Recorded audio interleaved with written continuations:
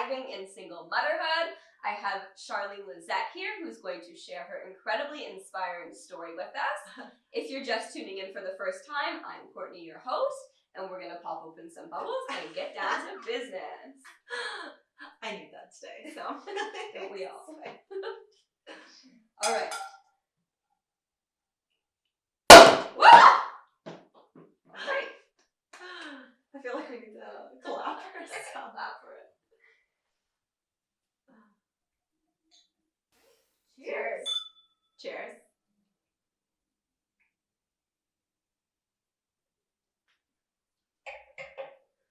Okay, so if you're not familiar with Shirley, Charlene is obviously a single mom. So she has managed to be able to continue being a stay-at-home mom while being a single mom, while creating multiple revenue streams for herself via social media, a blog, social media consulting. She does a little bit of acting, so she's got quite a bit going on. And I would say that you've been a single mom for a year and a half now, and you've really managed to thrive. Thanks. In the role, I would see. I think that I'm like kind of drowning half the time. I'm staying afloat, paddling desperately. But you're doing, I find, better than a lot of people who play the victim. Yeah. You've really stepped up. And obviously I feel like every mom probably feels a little bit like they're drowning. Oh, 100%. And trying to keep their head above water. 100%. Single mom or not, but you've really taken the role head on, and from my opinion, you're doing a great job. Thanks. Thank you. That makes me feel really good about myself, especially on days like today where I feel like everything's going not the way it's supposed to. Everyone has days like that. Yeah. So before we kind of really get into your journey, I kind of want to go back to a little bit before you had your son. Yeah. Because your story is like kind of like a roller coaster of triumph. I find. My life is a roller coaster, yes. You were a super successful businesswoman. Yeah, I mean, for me, super successful. You were making some cash. Yeah, I was making good dough. I was making a lot of money for someone who was 27, 28. Like, I was comfortable, very comfortable, I would say, more comfortable than a lot of people are at that age. But then when I got pregnant with Charlie, I realized that, and mind you, there was a lot of other factors that came into this, but the biggest thing I noticed is that I was really unhappy. Okay. Like, I was not happy. And so I made the decision with my partner at the time that if certain things weren't going to align themselves if I went back to that company, that I would be a stay-at-home mom and that I would find a career that was fulfilling for me. But now that I look back on it as a woman, like, especially how you were sharing your story of how like motherhood on Cork started, it was almost like a fire, like a fuel inside of me that said, you need to do something with purpose. You need to follow your life with purpose. Right. And you have a child now. And so you have the choice to teach your child what it means to follow life with purpose, or continue to live in the fear of, I'm never going to be anything more than just, this thing, which in my case was a decent situation, like a saleswoman, but it just wasn't what was making me happy anymore. So then, your relationship didn't work out, unfortunately. Yeah. And let me just take a big chunk of this first before. We'll just kind of fast forward through that part. It didn't work out. Okay, spoiler alert. Ta-da! So you ended up becoming a single mom. Yeah. So how did you kind of fall from being a stay-at-home mom and now you're a single mom? Like, what was that transition like? What was going through your head? And how did you kind of pull yourself out of being like, oh, poor me? So I lived in that poor me for a while, that's for sure. Okay. And I think that if anybody is going through the single motherhood moment or the moment after separation or divorce, whether they're the ones that initiated it or not, you need to honor that poor me moment. Yeah. Like, you can't just be like, oh, I cannot, 100%. But at some point you have to stop playing the victim. Yes. And step up. Yeah. Like, totally honor and feel that, because I think it's part of the mourning process. So when I was still with my son's father and we were and the decision had been made for me to be a stay-at-home mom at this point because things did not align going back to sales. I had made the decision to start my kids' clothing line. And so I started this kids' clothing line, and I literally put like, what is it, sweat? What is it? Blood, sweat, and tears. Yeah, blood, sweat, and tears. Your heart and soul. Like everything. I mean, like I was up until 4 a.m. sewing, and then waking up 3 hours later to take care of Charlie. And like Charlie would be sitting on my lap as I would be sketching. Like there was just, I literally, everything and anything I like started Googling. And again, at this point, I had no idea what I was even doing. Like I'd never started my own business. So I launched that in December of 2017, or 16, sorry. And by June 2017, that clothing line was on the up and up. I was doing really well at markets. Like I still hadn't figured out how to sell online yet, but that just was supposed to come with time. Right. It was about really getting out of markets, and I was doing great at markets, and you know, the sales, right? Like the salesy, like personable person that I am, or I think I am. But then at that same time is when I became a single parent. Right. And so I realized I had two choices. Do I continue the clothing line and have zero income coming in? Because at this point I had invested like close to 30 grand into the clothing line. Right. And do I not make any money and then have to move from this house that we're in and move back home with my mom, and you know, all that stuff.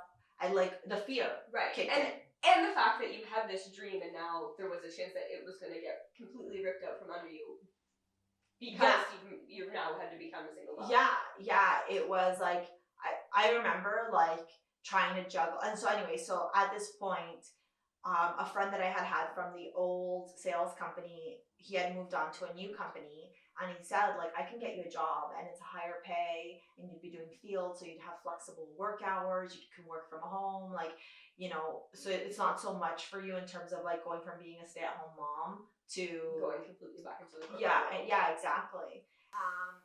And so I continued to try to do the clothing line, and then I want to say like the clothing line took a huge hit in the summertime, like towards August, September.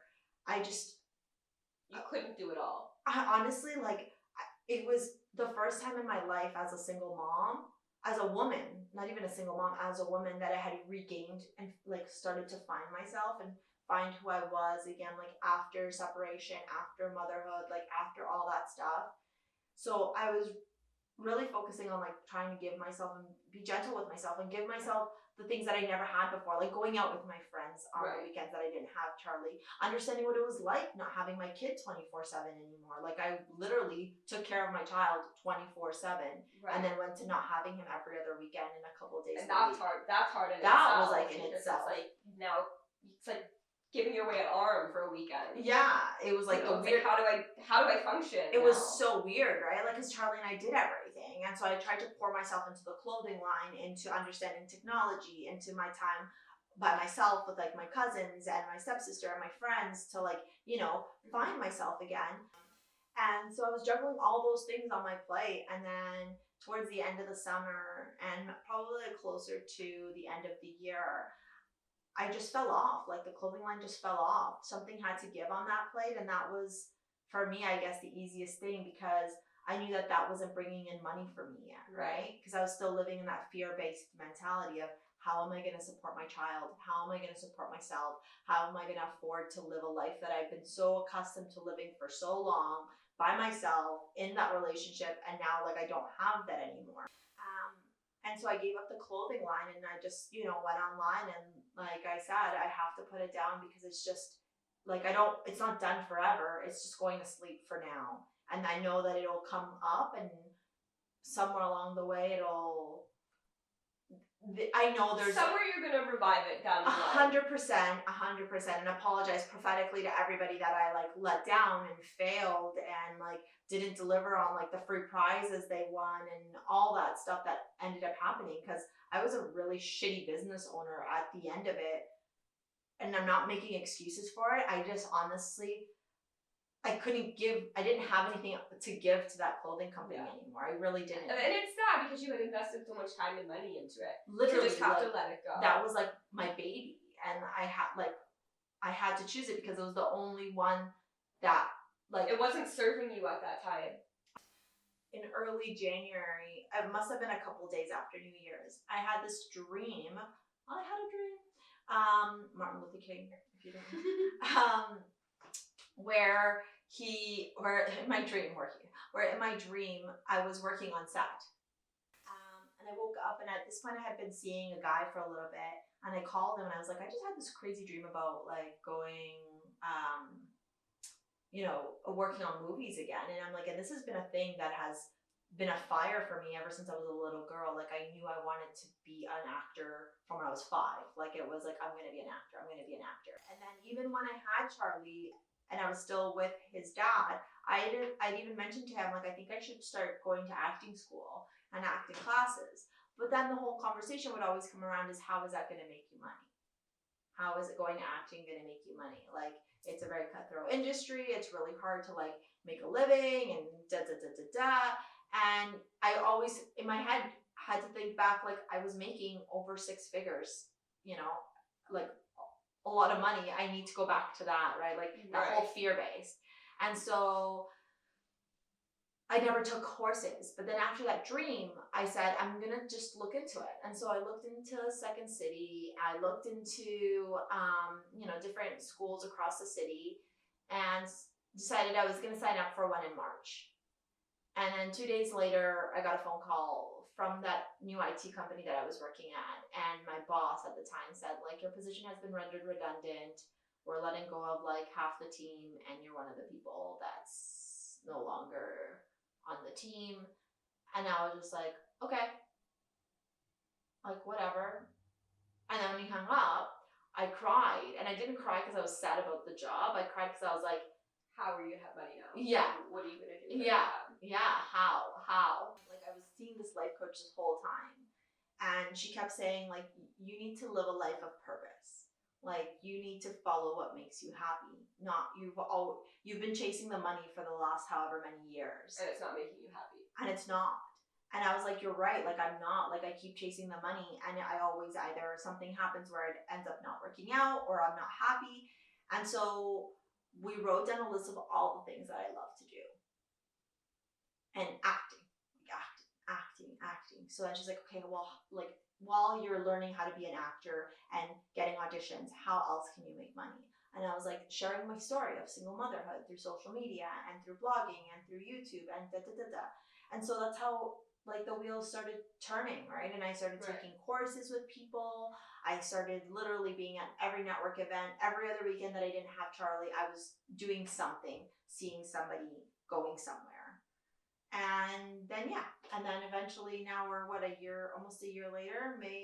So June is when I probably launched officially. So in June it's gonna be a year, and I'm far away from my goals. And I think that I'll always make my goals unattainable, so I just have to work harder. Right. But that's a smart way to do it. Yeah. I mean, you're never complacent. You can celebrate the successes that you've had, but you're always trying to grow and be more. Big time. Because I find when you set a goal and then you accomplish it, and then you kind of sit around and you're like, well, now what? Yeah. Now I've done it. Now what do I do? Yeah. You always want to have something else that you have in the pipeline to step up. Yeah. Like my ultimate goal is to win an Academy Award. Like that is my ultimate goal. You know what? Again, this is so funny. We have like a similar path. Every year after the Oscars, like I have this idea for a screenplay about the story of losing my daughter and the pregnancy and things like that. So every year after the Academy Awards, I tell my husband, like, I'm going to write a screenplay and I'm going to win Best Screenplay at the Academy Awards. And I get this, I just don't have the time to do it right now, but it's something that is on my list of goals that I want to do. Yeah, and that's also so maybe the same year. Yeah, see? Maybe you could play me. Maybe that works. I'm sold. I'm so down for this. And this interview is over because we're going to talk about something else now. No. But that was basically it. And I just literally have been hustling and figuring out ways to make income through things that I love doing, because that's like my whole goal is to literally just become completely financially independent on my own, with like the financial abundance and the financial stability that like I feel is right and just for me and Charlie and our life. That you're used to. Yeah, that I'm used to. But only doing things that I love. And that's it. And that's it. And so that's what I've been doing. And it's working well for you. Yes. I can't say that it hasn't. There are some days that are way harder than others. Like some days I wake up with a skip in my step, and some days I drink champagne and a coffee all day, right? Like it's balance. A healthy diet. Okay. Champagne and coffee. So what would your advice be then to other single moms that are kind of stuck in the victim mentality? I think the most important thing is finding self-happiness. Like genuinely what makes you happy. It might be presumptuous to say that I don't think a lot of people are really happy, but I think that it can be said based on a lot of the things that we see in life, right? We live in a very fear-based society. Yes.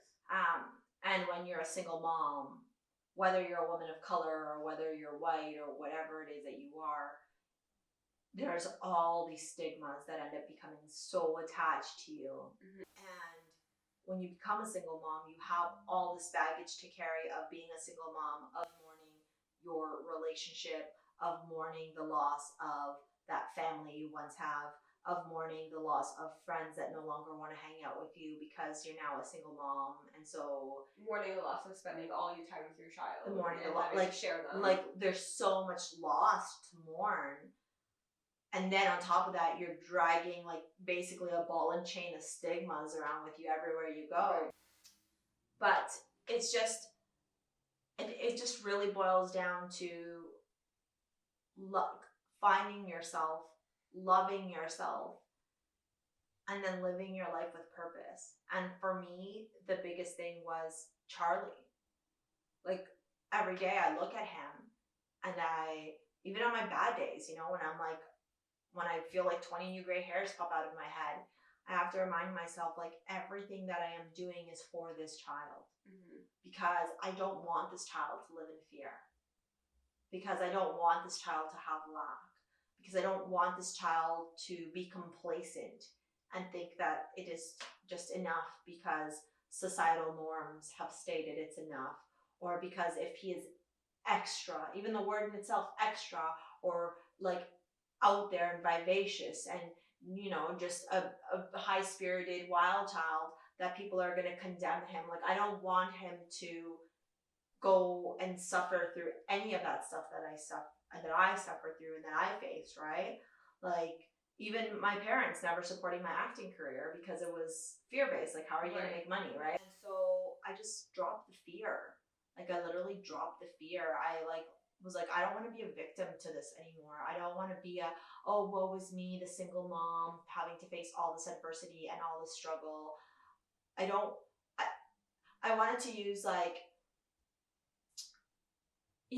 wanted to switch the narrative. I wanted to switch the story around this whole, that single mom. And that's why I called myself that single mom, Charlene Lizette, right? Because it's like, that single mom, it's like this, like, I feel so bad for her. Oh, no, I wanted to empower a title. Look at that single mom. Look at all the cool shit she's doing. Yeah. Look at what she's changed. Yeah. Look at the path she's paving for single moms. Yeah.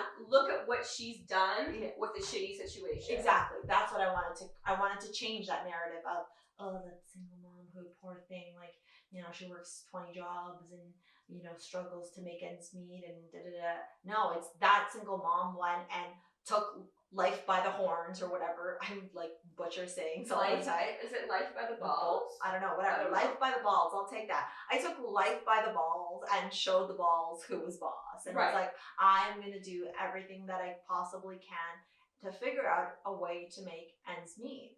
And so from June of last year until October of this year, I was figuring that out, talking, courses, people who would mentor me, people who had success, who knew how to make money on social media campaigns, just anything and everything I could touch and go and see and talk and learn, I was in it. Because I already knew I had the creative background and I already knew I had the sales background. So it was just a matter of finding a way to intertwine those two and then present it through social media, right? And through digital sales. And then I've got my first like acting gig in November. I landed my first commercial, and then I landed my second commercial, and then things just started moving, right? Like moving in the direction. Yeah, and that's where I'm in right now. Is the pieces slowly start, thank you, are slowly moving into place. Like I had to move back to my mom's house, right? And when all the stuff hit the fan, and I like dreaded that so much, but then I realized like the universe pushed me back to live with my mom because it knew that I would never openly go in that direction, because it knew that I needed to have that to rebuild myself. And it's a sacrifice you made. It was a sacrifice that you made to not have to work a 9-to-5 mundane job. Yeah. Something that you needed to do to take a step towards your dream, and you were willing to make that sacrifice. Yeah. It was basically I could go and work a 9-to-5 job, make whatever, $30K or whatever, live in a 1-bedroom apartment with me, Charlie, and Willow, and then get stuck in that hamster wheel, because once you're in it, it's super hard to get out. Or I moved back in with my mom and figured out every which way of how to speed up that revenue, right? And so that's when I started introducing like my tarot readings, because I had been doing tarot readings for a few years and I just never charged for them. I was doing them for free for my friends. And so my friends were like, why don't you just start charging? Like, you don't have to go and charge a ridiculous dollar value, but whatever, charge something small, and at least it's supplemental income. And then I started getting campaigns online through social media, because I started figuring out how to sell on social media. And I think right now I have 5 different streams of revenue. My goal is to eventually not have to worry about any of those other than acting, right? But in the interim, income has to come from somewhere. Income, yeah. And these revenue streams are allowing you to make your ends meet. Sorry. Yeah. There you go. Yeah.